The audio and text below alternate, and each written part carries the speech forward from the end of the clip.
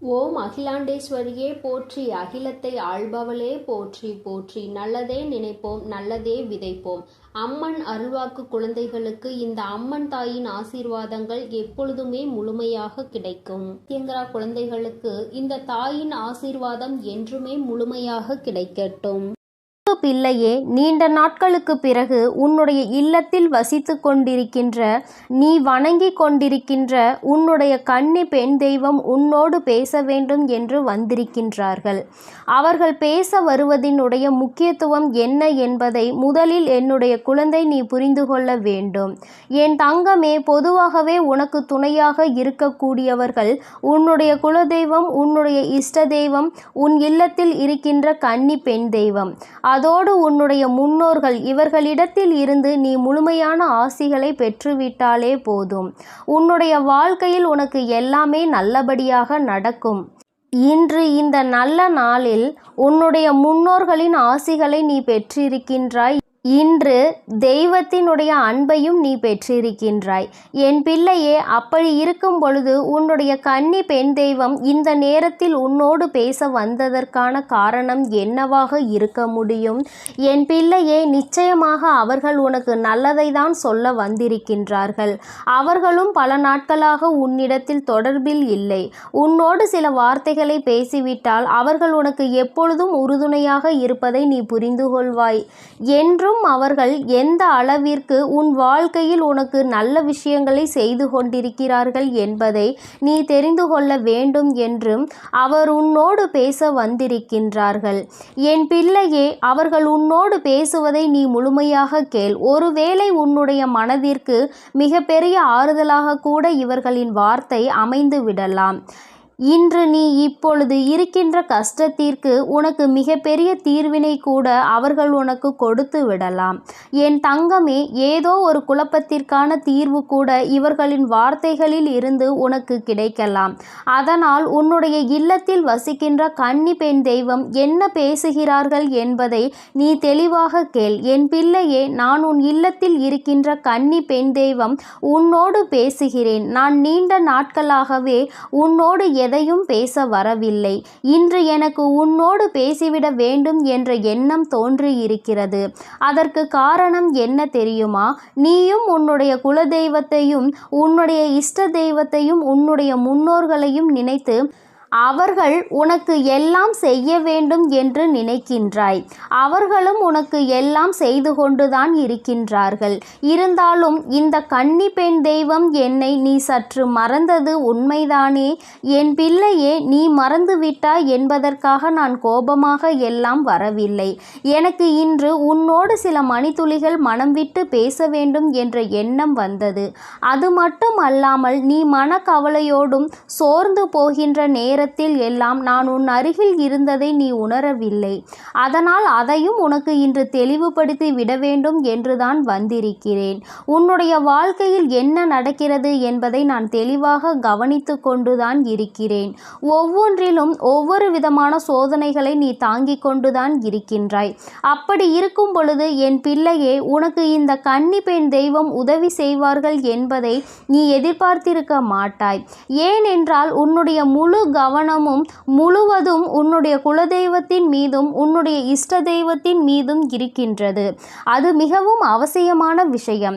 அவர்களுக்கு பிறகுதான் நான் உன் வாழ்க்கையில் வர முடியும் என்பது உண்மைதான். ஆனால் ஒரு சிறு துளி மணி அளவு நீ என்னையும் நினைத்திருக்கலாம் என்றுதான் நான் யோசிப்பேன். சரி, அது ஒன்றும் பிரச்சனை கிடையாது. ஆனால் இன்று நான் உன்னோடு பேச வந்ததற்கான முக்கியமான காரணம், உன்னுடைய மனதில் ஏகப்பட்ட குழப்பங்கள் உன்னை போட்டு புரட்டி எடுத்து கொண்டிருக்கின்றது. ஒரு பிரச்சனை முடிந்தால் அடுத்த பிரச்சனை, இதில் எந்த பிரச்சனைக்கு தீர்வு பெற முடியும் என்று தெரியாமல் நீயோ அங்கு மனவேதனையில் இருந்து கொண்டிருக்கின்றாய். உன்னை சுற்றி சுற்றி வருகின்ற ஒவ்வொரு கஷ்டங்களில் இருந்தும் உன்னால் மீண்டு வர முடியாமல் இன்று ஒரு பிரச்சனை முடிகிறது என்று நினைத்து உறங்கினால் விடியலில் உனக்கு அடுத்த பிரச்சனை வந்து விடுகின்றது. உன்னோடு இருப்பவர்களே உனக்கு அதிகபட்சமான கஷ்டத்தை கொடுக்கின்றார்கள். யார் உனக்கு காலம் முழுவதும் உறுதுணையாக இருப்பார்கள் என்று நினைத்து நீ பேசி பழகுகிறாயோ அவர்களாலேயே உனக்கு கஷ்டங்கள் அதிகமாக வரும்பொழுது அதனை உன்னால் தாங்கிக் கொள்ள முடியவில்லை, அதிலிருந்து உன்னால் மீண்டு வர முடியவில்லை. இப்பேற்பட்ட இந்த சூழ்நிலையில் வாழ்க்கையை பற்றிய பயம் உனக்கு அதிகமாக வந்துவிட்டது. தெய்வம் ஒன்றே கதி என்று நீ இருந்து கொண்டிருக்கின்றாய். நிச்சயமாக நீ வணங்குகின்ற தெய்வம் யாருமே உன்னை கைவிடவில்லை. நீ உன்னுடைய மனதிற்குள் இருக்கின்ற நம்பிக்கையை தான் அவ்வப்பொழுது குறைத்து கொள்கின்றாய். இன்று நடக்கவில்லை, நாளை நடக்கவில்லை என்றவுடன் உன்னுடைய மனது அப்படியே சோர்ந்து போய் விடுகின்றது. நம்பிக்கையை கைவிடாமல் என்றாவது ஒரு நாள் நடக்கும் என்று நம்புபவர்களுக்கு மட்டும்தான், யார் தன்னுடைய நிலையில் எப்பொழுதும் நம்பிக்கையோடு இருக்கின்றார்களோ அவர்களுக்கு மட்டும்தான் அவர்கள் வேண்டியதை எல்லாம் நிச்சயமாக கொடுத்து விடுவார்கள். அதுவும் தாமதமாக தான் கிடைக்கும் என்பதில் எந்த ஒரு மாற்று கருத்துமே கிடையாது. என் தங்கமே, நீ இன்று உன்னுடைய இல்லத்தில் சூழ்நிலையை நினைத்து வேதனைப்படுகின்றாய். கஷ்டங்கள் வாட்டி வதைப்பதாக மன வருத்தம் அடைகின்றாய். எல்லாமே மாறும். பணம் இருக்கின்றவர்களுக்கு வேறு விதமான கஷ்டம், பணம் இல்லாதவர்களுக்கு பணம் இல்லையே என்ற கஷ்டம், இரண்டுமே இருப்பவர்களுக்கு உடல்நிலை சரியில்லையே என்ற கஷ்டம். இப்படி எல்லோரும் ஏதோ ஒரு வகையில் ஒரு கஷ்டத்தை உணர்ந்து கொண்டுதான் இருக்கின்றார்கள். அதனால் என்னுடைய குழந்தை, நீ மனவேதனை படாதே. உன்னை சூழ்ந்து நடக்கின்ற விஷயங்களை பார்த்து வருத்தப்படாதே.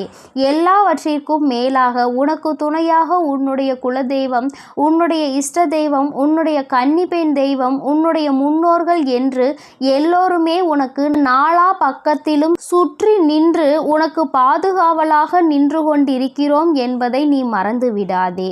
கஷ்டம் வந்தவுடன் முதலில் மனது வேதனைப்படுவதை நிறுத்திவிட்டு எல்லாவற்றிற்கும் நிச்சயமாக ஒரு காரணம் இருக்கிறது என்பதை நீ உணர்ந்து கொள்ள வேண்டும். யார் எந்த சூழ்நிலையில் உனக்கு வேதனையை கொடுத்தாலும் என் தங்கமே, எல்லா சூழ்நிலைகளிலும் நீ அமைதியை காக்க வேண்டும். உன்னை ஆட்டி படைத்தது எல்லாம் இனிமேல் உன்னை நிச்சயமாக நல்ல நிலைக்கு கொண்டு வரும். எல்லாவற்றிற்கும் மேலாக உன்னுடைய வாழ்க்கையில் உனக்கு பல நல்ல விஷயங்களும் இனி நடக்கப் போகின்றது. கஷ்டத்தை அதிக நாட்கள் என் பிள்ளை நீ அனுபவித்து விட்டாய்.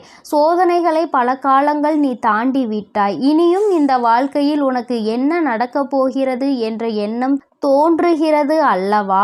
என் தங்கமே, நான் உனக்கு உறுதுணையாக இருக்கிறேன்.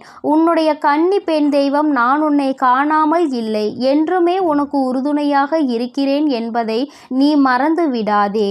ஒருவர் அல்ல, 4 பேரினுடைய ஆசீர்வாதங்களை எப்பொழுதும் நீ பெற்றுக்கொண்டே இருக்கின்றாய். மன நிறைவோடு வாழ வேண்டிய நாட்களை தொலைத்து விடாதே. சந்தோஷமாக இரு. நான் என்றுமே உனக்கு துணையாக இருப்பேன். என் தங்கமே, உன்னுடைய கன்னி பெண் தெய்வத்தினுடைய வார்த்தைகளை நீ கேட்டுவிட்டாய் அல்லவா? அவர்கள் மனதில் இருக்கின்றதை நீ கேட்ட பிறகாவது நிச்சயமாக இனிமேலாவது இந்த வாழ்க்கையின் மீது உனக்கு நம்பிக்கை வந்திருக்கும் என்று நான் நினைக்கின்றேன். இனி உனக்கு நடக்க இருக்கின்ற எல்லா விஷயங்களும் எல்லோரினுடைய ஆசீர்வாதத்தோடு நல்லபடியாக நடக்கும் என்பதை நீ புரிந்து கொண்டால் போதும். இனியும் இந்த வாழ்க்கையை நினைத்து பயம் கொள்ளாதே. எல்லோருக்கும் உள்ளதுதான் உனக்கும் இருக்கிறது என்பதை முதலில் புரிந்துகொள். யாருமே முழுமையான சந்தோஷத்தை அனுபவிப்பது கிடையாது. யாருமே முழுமையான கஷ்டத்தை அனுபவிப்பது கிடையாது. எல்லோருக்குமே ஏதோ ஒரு வகையில் ஏதோ ஒரு கஷ்டம் இருக்கத்தான் செய்கிறது. ஏதோ ஒரு சந்தோஷமும் இருக்கத்தான் செய்கின்றது. அந்த சந்தோஷத்தை மனதில் ஏற்றுக்கொண்டு இந்த கவலையை மறக்க முயற்சி செய்தால் நிச்சயமாக நீ நினைத்தது போல உன் வாழ்க்கையில் எல்லா மாற்றங்களையும் நீ அடைவாய். எப்பொழுதும் தைரியத்தோடு, எந்த சூழ்நிலையிலும் நீ உன்னுடைய மனதில் இருக்கின்ற தைரியத்தை இழந்து விடாமல் துணிந்து செயல்படு. அப்பொழுது எல்லாமே உனக்கு மிகப்பெரிய ஆறுதலை கொடுக்கும் என்பதில் எந்த ஒரு மாற்று கருத்துமே கிடையாது. என்றென்றைக்கும் உனக்கு உறுதுணையாக இந்த வராகி நான் இருக்கிறேன் என்பதை மட்டும் நீ மறந்து விடாதே. அம்மாவினுடைய அன்பு என்றுமே உனக்கு உறுதுணையாக இருக்கும் என்பதை நீ புரிந்து கொண்டால் போதும். என் தங்க பிள்ளைக்கு இந்த வராகி அம்மாவினுடைய ஆசீர்வாதங்களும் உன் கன்னி பெண் தெய்வத்தினுடைய ஆசீர்வாதங்களும் முழுமையாக இருக்கிறது. அதனால் நீ எதை நினைத்தும் கலங்காதே, எதற்காகவும் வருந்தாதே. நீ நல்லதையே நினைத்தால் உன் வாழ்வில் எப்பொழுதும் உனக்கு நல்லது மட்டுமே நடக்கும். என் அன்பு குழந்தைக்கு இந்த சக்தி பிரித்யங்கராவின் அன்பும் ஆசீர்வாதமும் முழுவதுமாக கிடைக்கும். ஓம் ஸ்ரீ. என் அன்பு பிள்ளைக்கு இந்த அம்மன் தாயின் அன்பும் ஆசீர்வாதமும் முழுமையாக கிடைக்கும். ஓம் அகிலாண்டேஸ்வரியே போற்றி, அகிலத்தை ஆள்பவளே போற்றி போற்றி.